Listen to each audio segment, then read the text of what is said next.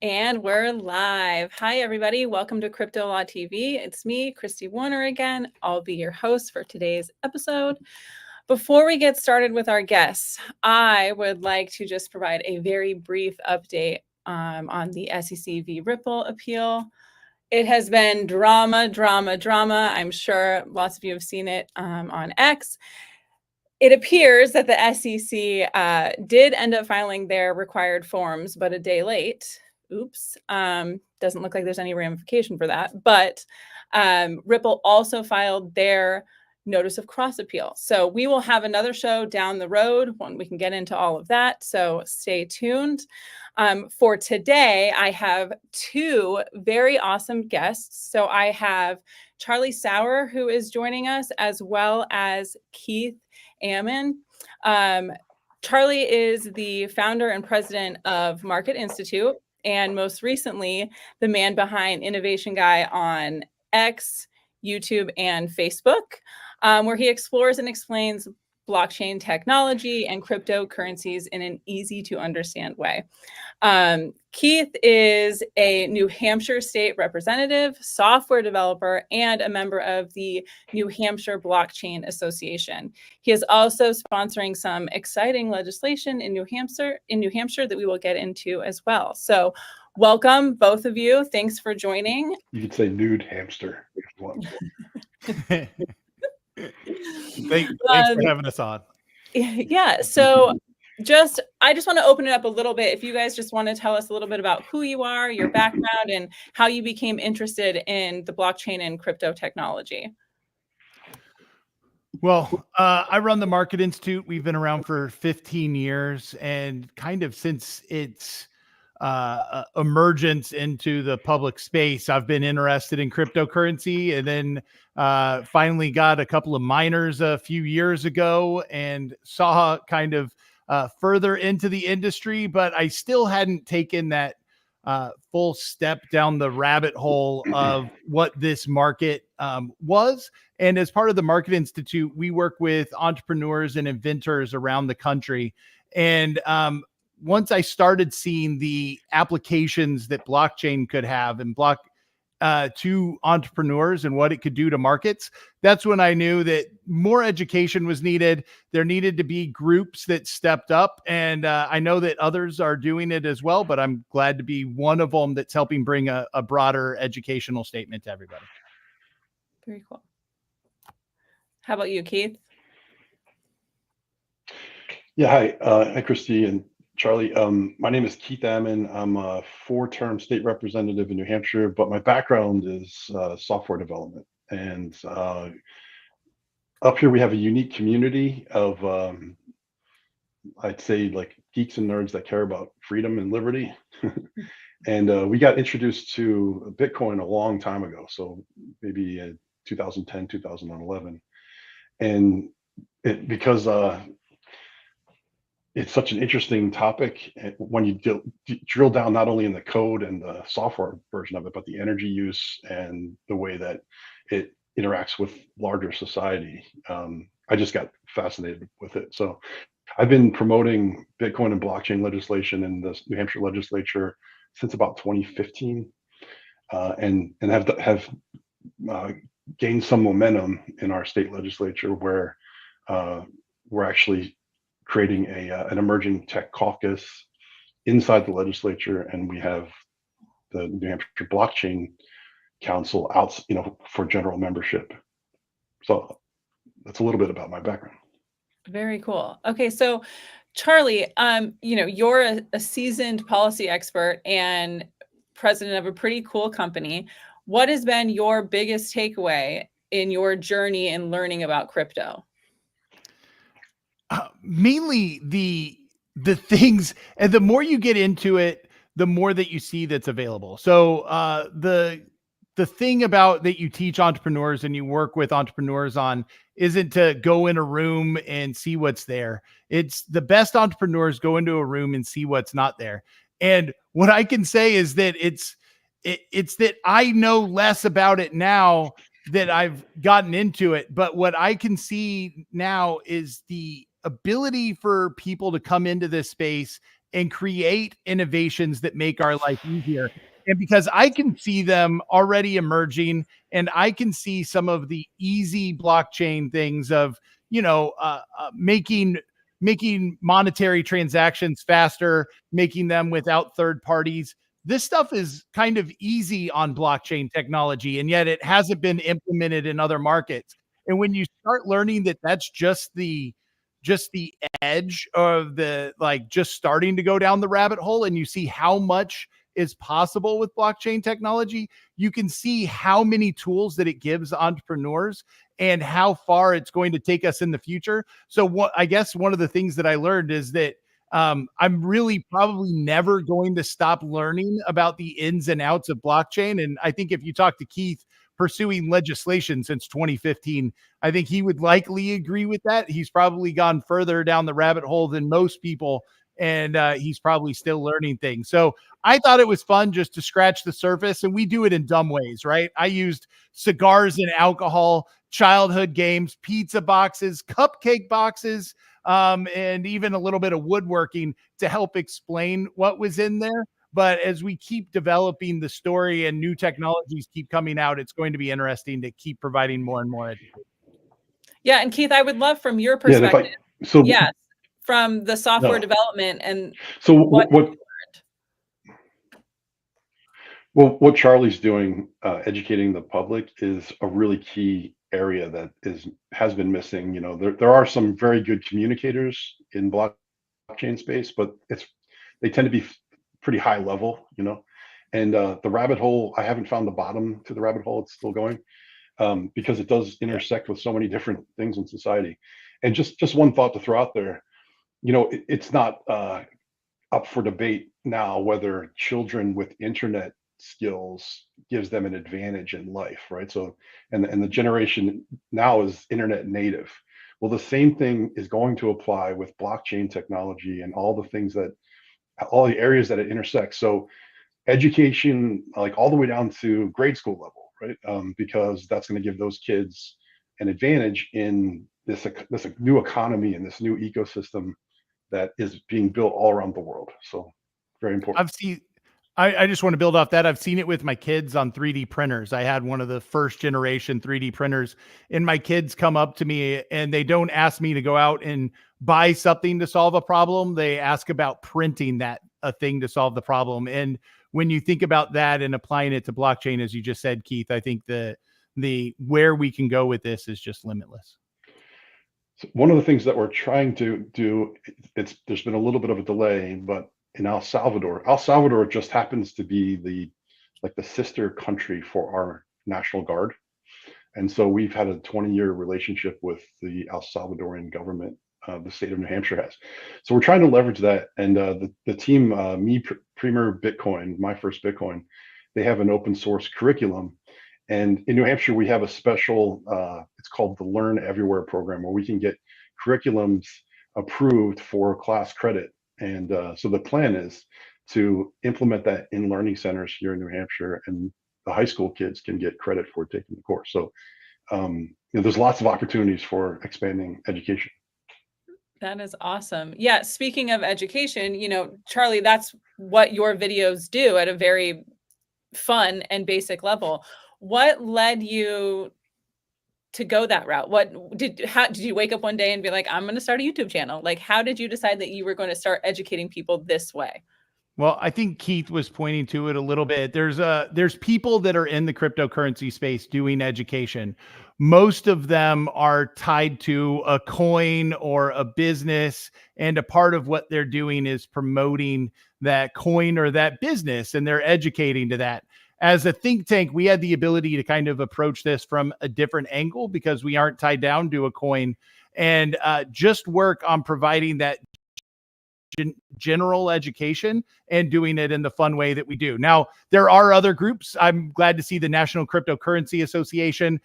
They've taken a general stance on providing education, and they're starting to get more active. I hope to see more of them.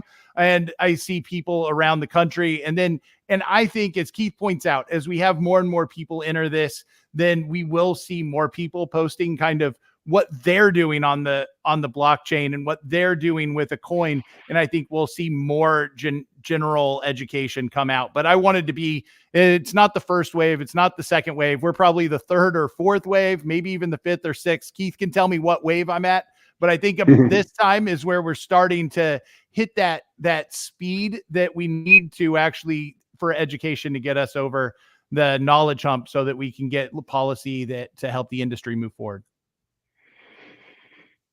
And yeah, so about the chain debate, I think you have quite a few XRP listeners. Another case you might be familiar with is Library, LBRY. That was a crypto law case.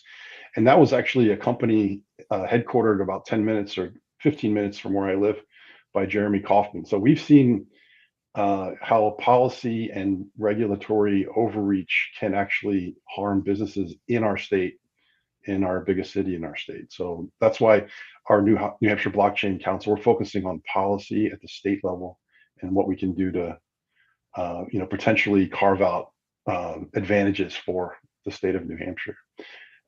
One interesting thing, back in 2017, back in 2017, we got a bill passed that exempted virtual currency from our money transmitter laws. We were one of the first states to do something like that. And we had a signing ceremony with the governor, and we actually took the bill's PDF and we put it on the blockchain, on the Bitcoin blockchain, using something called proof of reserves. And the governor pushed the button on my laptop and put it onto the blockchain. And I saw him a few weeks ago, and he remembered that and reminded me of it. And I said, "Yeah, Governor, it's there forever." And he said something like, "Yeah, it's there forever, whether you like it or not," or something like that. So we try to make it somewhat interesting and fun, and that's sort of a tiny historical piece that's written on the Bitcoin blockchain. That is very cool. Now, you're also a member of the New Hampshire Blockchain Association. How do you see the technology helping people at that state level? Yeah, so it's nhblockchaincouncil.org if you're looking to connect with us, and the email is hello@nhblockchaincouncil.org. So the council came out of back in 2022. Our governor signed an executive order, and he created a commission to study blockchain and to actually have a group of policymakers and experts and regulators in our state sit down. And it was a monthly meeting that happened about a year in length, and then that commission put out a final report. And some of the previous members of that commission, I was one of them, are in our blockchain council, and we're trying to further the recommendations that came out of that report. We've got about 3 of them under our belts, including the DAO legislation, the Decentralized Autonomous Organization. We got that passed just a few months ago. But there are others, for instance, improving the efficiency and transparency of government, using government records. So that would be one. And another one is that we're going to stand up a blockchain court for disputes if you have a DAO registered here, just like Delaware has for corporations. Our legal system is going to ramp up to handle disputes with DAOs and other, real world or other entities in the real world. So different things like that came out of that recommendation. And then our group is some lawyers, some accountants, people that are coders, entrepreneurs, and we're working on focusing on policy at the state level. And in November, we have a chance to file legislation for next year. So that's really what we're focused on right now. But education for the lawmakers is a huge piece of it. And Charlie, I might connect with you after the election in November and try to get a Zoom call with some of our state reps and senators to you could explain some things to them. I think they'd appreciate it. I think it would be fun. Maybe we can just send around some of the videos. Just as a kicker for my videos, we use dumb stuff like cupcake boxes to kind of show the blockchain in some sort of a physical form and admit that it's dumb while we're doing it. But at the end of the videos, just because we have these dumb props available, we do something dumb at the end of all of our videos. So there's a reason to watch to the end, because I'm going to make a fool of myself one way or the other before we get out of the video.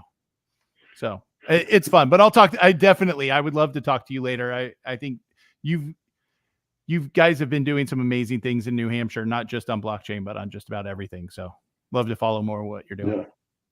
Yeah, well, Absolutely. and Charlie, I love the visual component to it. So I would consider myself a visual learner. I can read something 1,000 times, but if I don't draw it out or get some sort of visual to it, it's hard for me to understand. So I appreciate your videos from that perspective as well. You know, Keith, you brought up the legislation regarding the DAOs, and I was just wondering if you would be willing to kind of expand on that, explain kind of what those are and how that would help, you know, the state, small businesses, etc. Yeah, I definitely will do that. Just one thing to throw out there. Crypto can be very tribal. And, you know, people argue all the time about which chain is best. The original project was open source, so anybody can copy it and try anything they want, right? So that's going to happen whether people like it or not. And what I find is, you know, in politics, you need to build a broad coalition. So in our group, we have hardcore Bitcoiner maxis, but we have XRP people, we have ETH heads, right? All in our group. And the idea is to have influence in politics. You need as broad a coalition as possible. So the way I think about the tribalism, you've probably heard of the blockchain trilemma. I think Vitalik Buterin was one of the first people to talk about it. So there's a triangle, and each leg of the triangle has different strengths. It's security, scalability, and decentralization, right? So those are the three trade-offs. So you can have two, but you have to sacrifice the third, right? That's sort of how the trilemma works. So the tribalism is, you know, somewhat is like people want their particular coin to do well because they own some, but it's also the perspective that they're focused on two of the legs, but not the third, whereas someone else might be focused on a different section of the blockchain trilemma. And so you just kind of have to rectify those different. So that's a little background. So Ethereum has smart contracts on it. I think maybe XRP does too now. Avalanche, you know, there's lots of smart contract platforms, Solana. And a smart contract is a piece of code that gets published to the blockchain. And the inputs of it are value inputs. So you can send tokens to the input of the function of the code. And then it does something. It might look at an oracle. It might, you know, make a decision based on how it's written. And then the output is,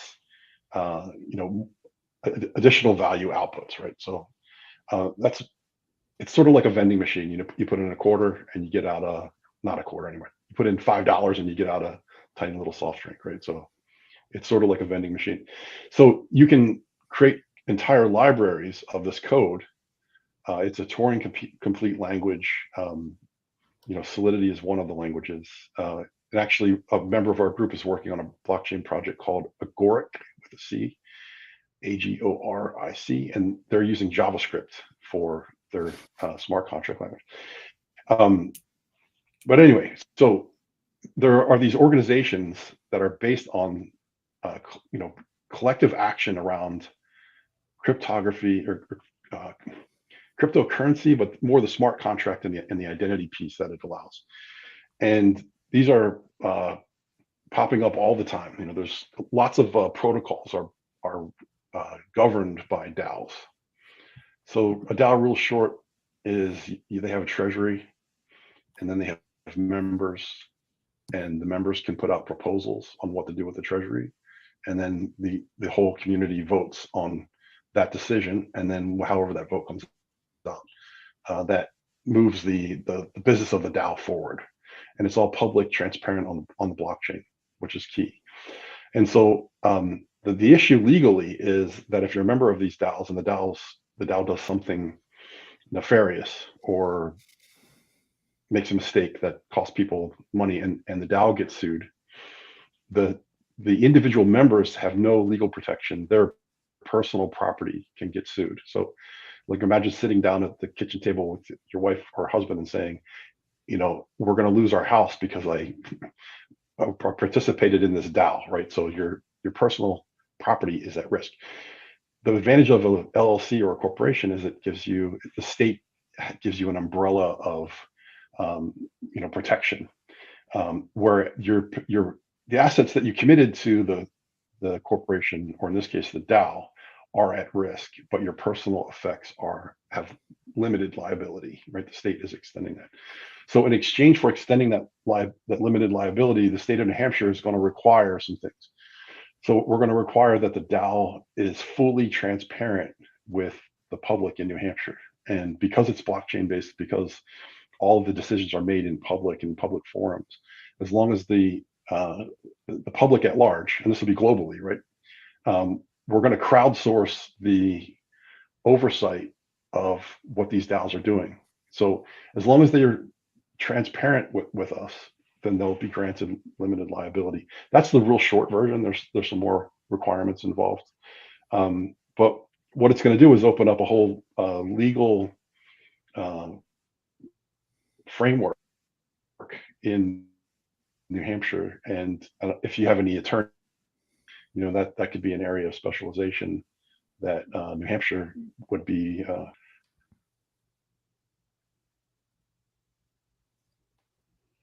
I do just want to let everybody know that we put a link to a very informative article about this particular piece of legislation in the chat as well.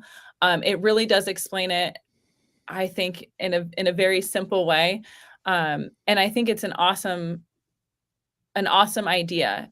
I think it definitely encourages the innovation that we need to be embracing in this country. So I'm excited for that. I think that's going to be awesome.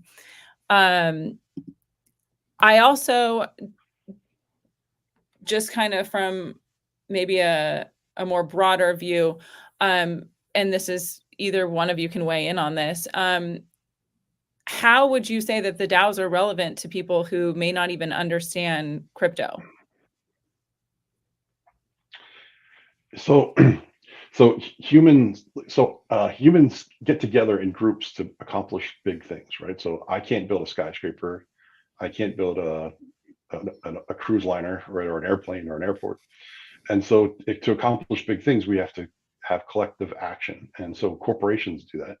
And a corporation is sort of a franchise from the state government. So it's a franchise. The state says the state has limited liability, right? They're the state. So that they grant that limited liability in exchange for fees and oversight and regulatory framework.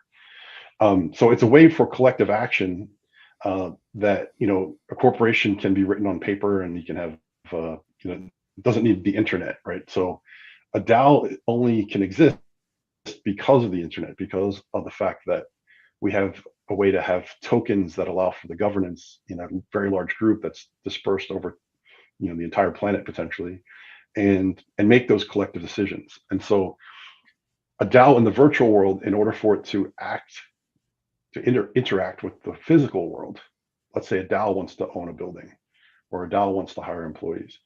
That's why you need a framework to kind of bridge the virtual world to the physical world, so it can act in ways in the physical world. So, but it also it allows DAOs to have all the similar things that a corporation can do, right? It can make contracts, it can sue, it can be sued.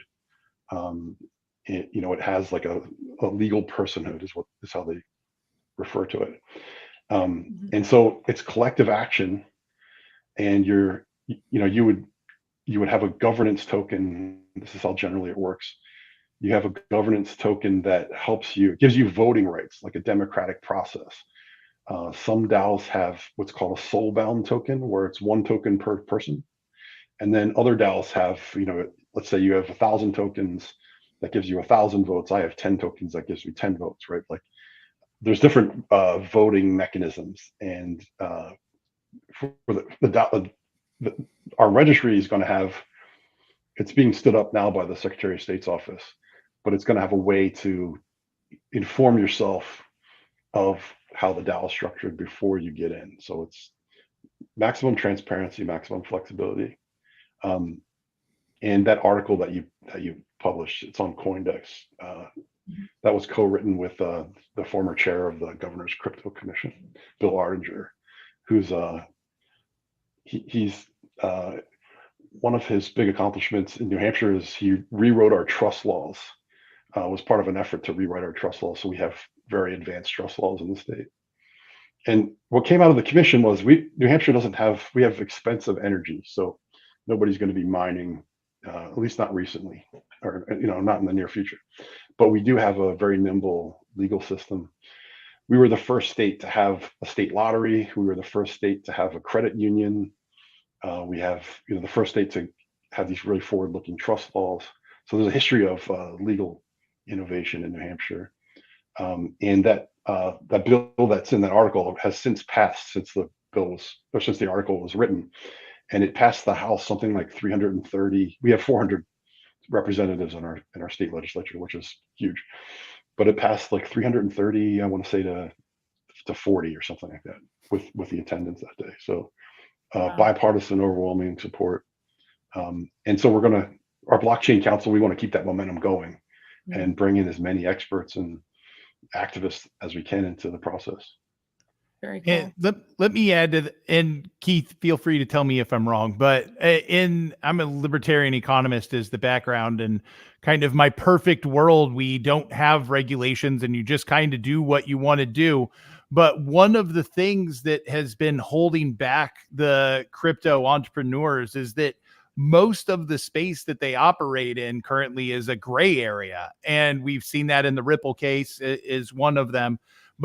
And so having laws like this that are written in a state like New Hampshire, which is going to write it in what I would think is the best way, it helps start making that out of a gray area into a defined area so we can have more innovation. And as soon as we start allowing more innovation, we'll see more and more entrepreneurs jumping in, and as well as investors. And that's where we'll see this start taking off. So I'm supportive of everything you're doing. And this is one of the few industries, and it's because it's emerging, that I've ever actually called for any regulation of any sort. Now, what do you guys think about people who say that this is, when you're calling for regulation, that maybe or even this bill maybe would be something that is trying to centralize the decentralized? What do you guys say back to something like that?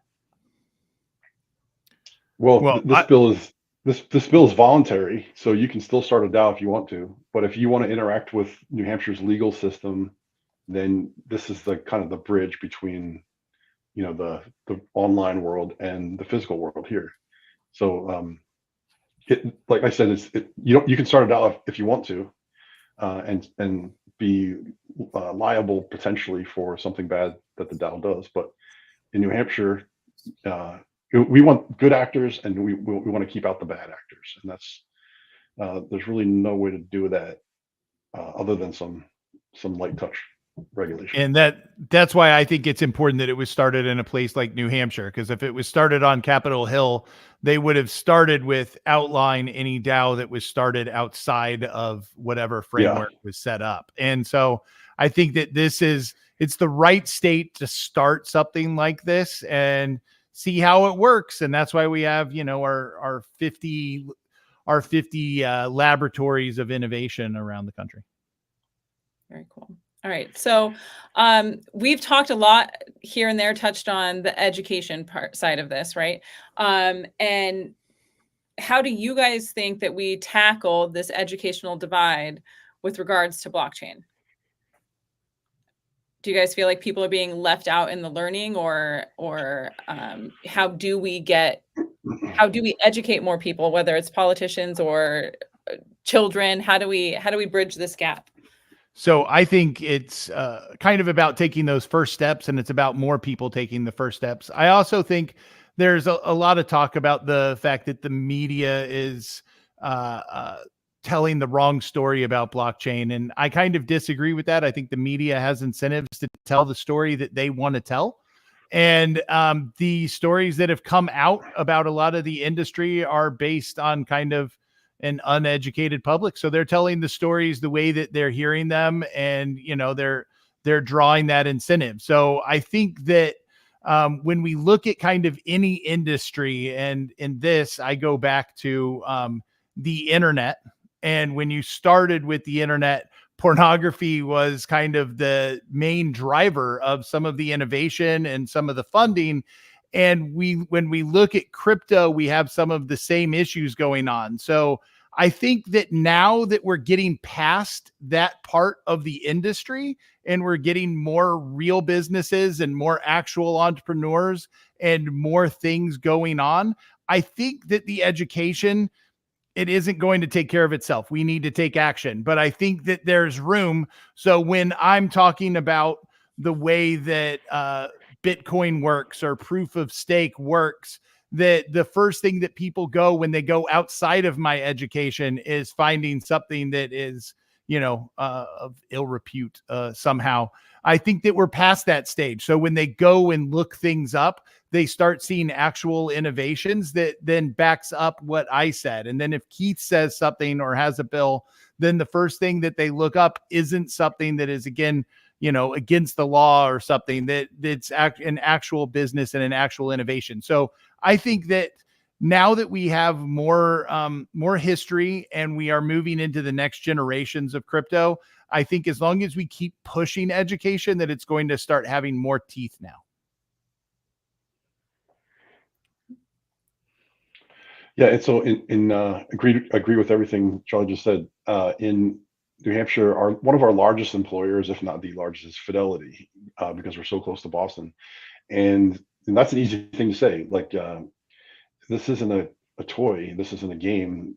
One of our state's largest employers now has a Bitcoin ETF, and it's doing very well for them. I think they're second next to BlackRock. So that's a really easy thing to explain, how, just at the basic Bitcoin level, not even getting into all the things you can do with smart contracts and other platforms.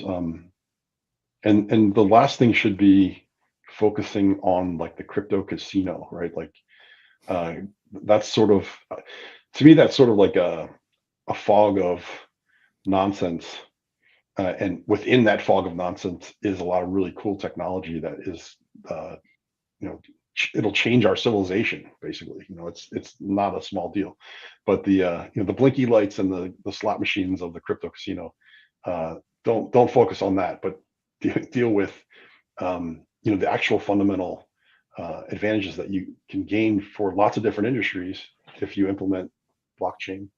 And blockchain ties in with AI as well, right? Like that, everyone is a fan of AI, but blockchain can do things that make AI even better than it would be if Google or Facebook ran it. Whatever, Keith. To the moon. No, I do. The blockchain technology and smart contracts is what kind of blew my mind of what's possible. I think that there's a whole bunch of things that are possible here. And when people start seeing what those are, I think it's going to be interesting what happens to the crypto casino once the technology piece is figured out here. Yeah, I think it's definitely exciting that we have some legislation.